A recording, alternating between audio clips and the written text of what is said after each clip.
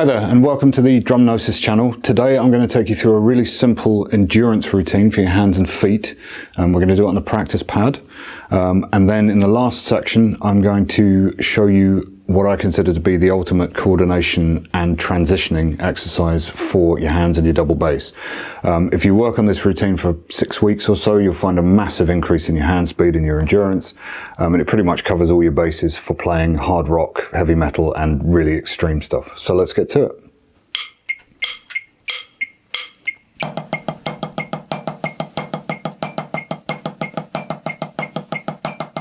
These exercises are variations of the Stone Killer by George Lawrence Stone, so nothing I'm doing here is particularly original.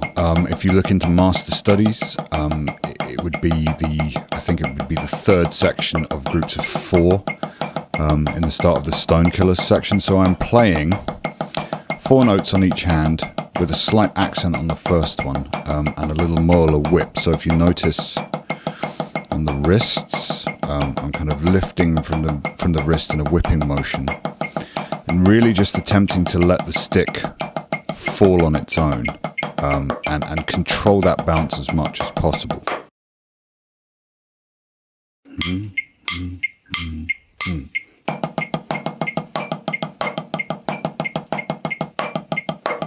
The idea behind all of these exercises really is to facilitate relaxed speed. I found that the molar technique in particular is really, really good for playing protracted single stroke rolls. So I play a lot of death metal and black metal and quite extreme styles where you have to play single strokes for a very long time. This way of doing it gives me several things at once. So the accenting on the hands gives me like a timing marker, as it were, and so it makes it easier to sort of stay in time with a click. That's one of the big things with this. The movement helps you stay in time, but also I found it's very easy to relax doing it because you're effectively getting a 4-for-1.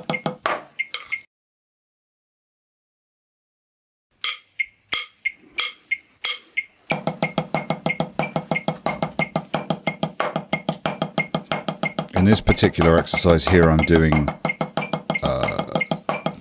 four lots of 4, so it's like 16 on each hand. And the molar whip is sort of emphasizing the quarter note, so it makes it very easy to stay in time.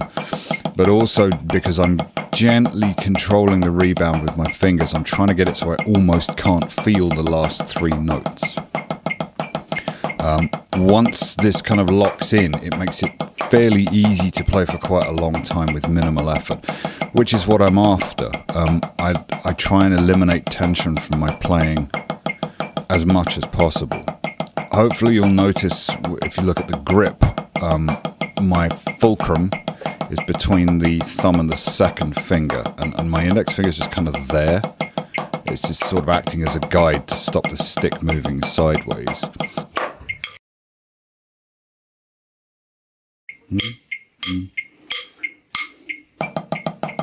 So you'll notice there's a little bit of finger movement, but most of the motion is coming from the wrist and actually from the back 2 fingers. I try and sort of use the back of my hand as much as possible when I'm playing this kind of thing.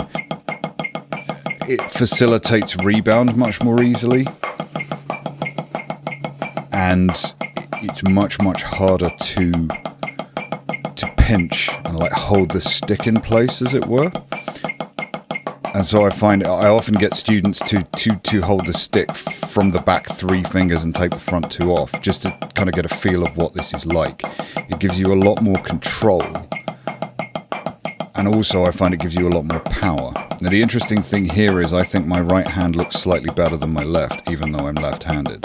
My right hand has a little bit more snap, although I've been practicing this a little while now, so I think they're probably closer than they were.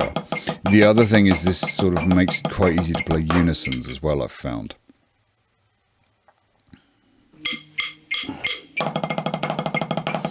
So here I'm just playing a roll where I'm interleaving the molar 4s. So I'm playing an accent and 3 taps on each hand, alternating.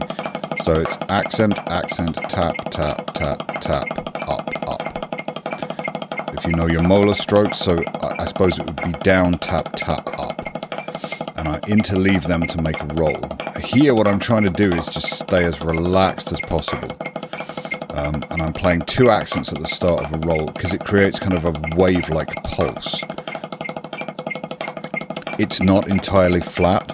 I don't want it to be entirely flat. I want some movement in a little bit of dynamics. And you can, as you go along, flatten it out a little bit.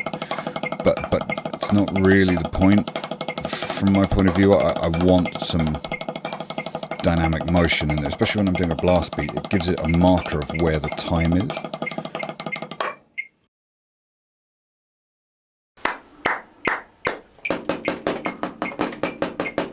So here we can see the same exercises repeated on the feet.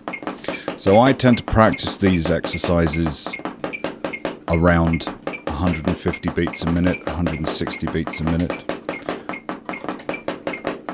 This is because this is what I call a tempo dead zone.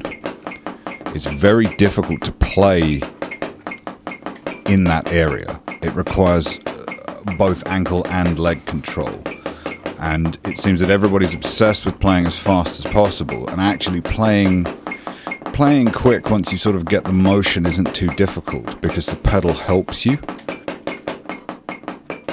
Now, if you're struggling with speed, I'm going to suggest that most people don't struggle with speed. Actually, what they struggle with is control and evenness, and these are different things.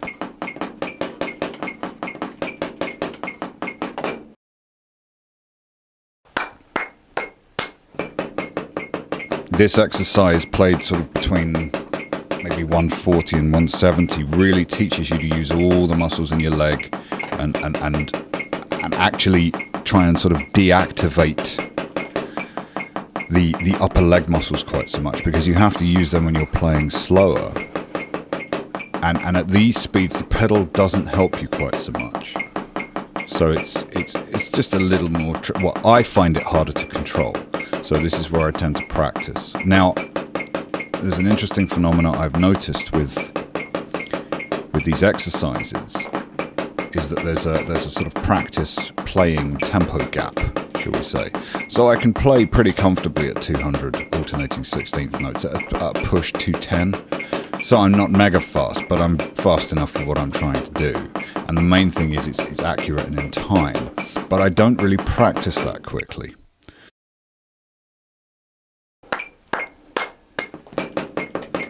It's the old saying, practice for control and speed will come. And I think it's probably true. It's not to say you shouldn't practice speed, but I'm not.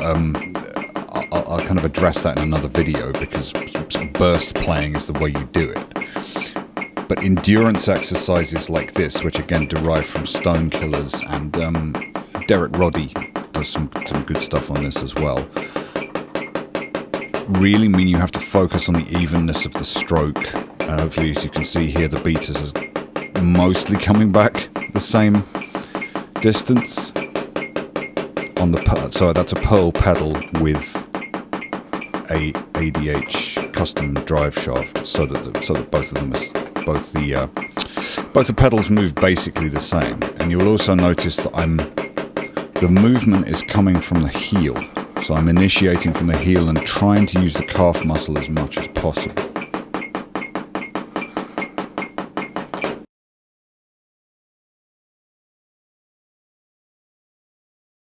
One, two, three, four.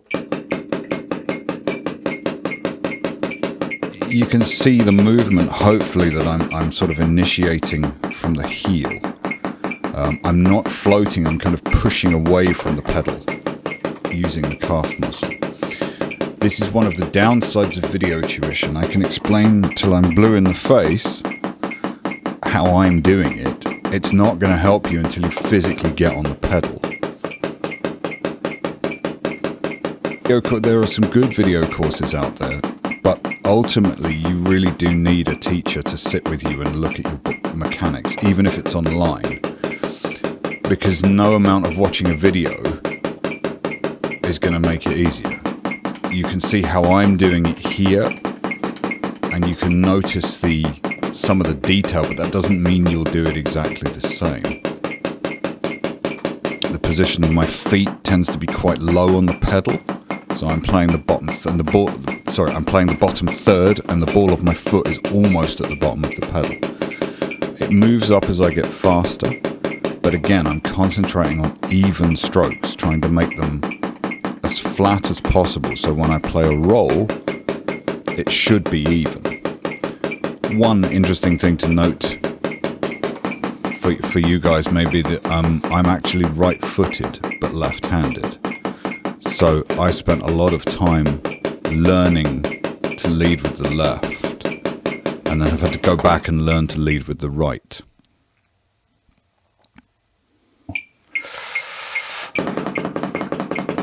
And here you see me just playing a single stroke roll at 150, which again for me is an extremely awkward tempo. I do strongly encourage you to find difficult tempos and stick with them for a long time. And when I say a long time, I mean 6 months to a year, to really get the hang of how your body likes to move when you do that.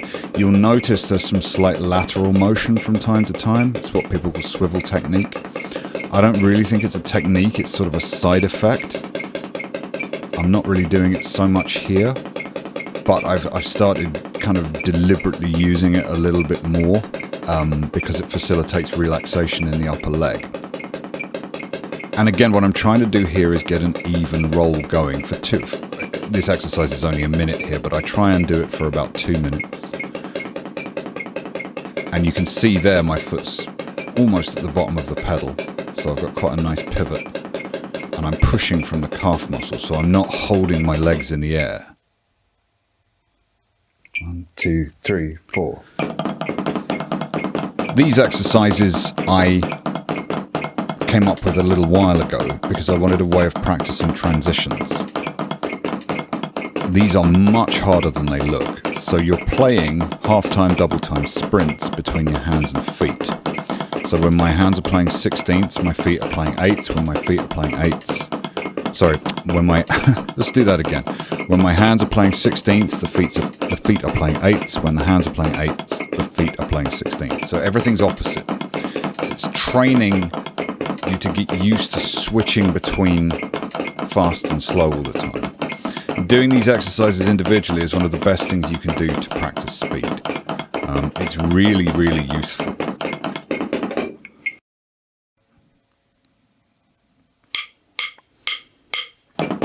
You'll notice if you look at the pedal, the movement's extremely small.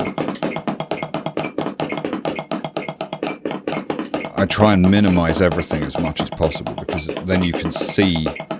The quieter you can play, and with the more finesse you can play, the faster you can go. Now, this second exercise here, it's interesting with this particular approach. The second exercise is much easier than the first one. Switching one beat of 8ths to one beat of 16ths is extremely difficult to do, especially when you're trying to do both at the same time, because there's a lot of stuff happening. But you would find from this second exercise onwards, these are actually quite relaxing to play and like not too difficult.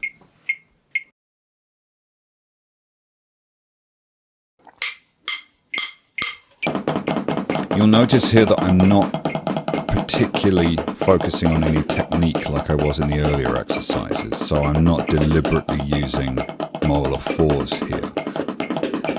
That's because if I'm doing a coordination exercise, I try not to think too much about the technique I'm using, I just kind of let it happen. So you'll notice on my left hand there's a little bit of wrist flexion, so I'm playing mostly from the wrist. Sorry, that's my right hand, you can see there. My right hand there's a bit of wrist flexion, and there's a slight molar whip. And you can see me playing a free stroke when it gets loud, generally German position. Sometimes I'll go to French position, thumbs up, makes it a bit easier. But what I'm concentrating on is relaxing all the time. So these exercises I play very, very slowly. I think this is probably 125, 130. because the purpose of them isn't to develop speed, the purpose is to develop relaxed control.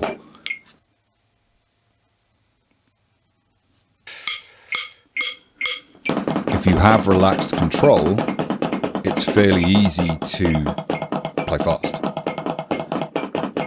Half time, double time, or sprinting, which is what we're doing here, is one of the best ways to facilitate that speed, because you're teaching your brain almost that playing fast and playing slow are exactly the same, which is true. That's what you're after. When you play really, really quick, you want the movement to be as relaxed as when you play slowly. This is again why I tend to practice at tempos that are quite tricky and alien. One of the exercises I'm doing at the moment is playing 16ths with my right foot, and then every sort of 2 bars playing 30 seconds with my left foot filling the gaps in, because the movement is quite difficult, keeping the right foot going all the time, and that sort of facilitates things like blast beats and all of that other good stuff. But fundamentally what I'm practicing here is relaxing and settling into these patterns.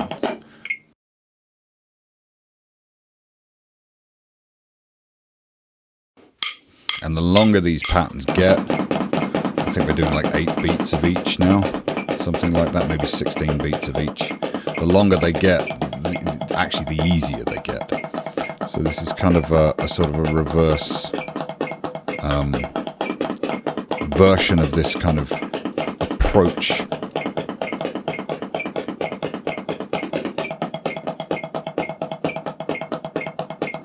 It looks harder as it goes along, but actually it isn't. It's very slightly easier. So I encourage you to try these exercises one at a time. Do them very, very slowly. And give me a like and a subscribe if you've enjoyed this. And look out for more bass drum and hand technique tips.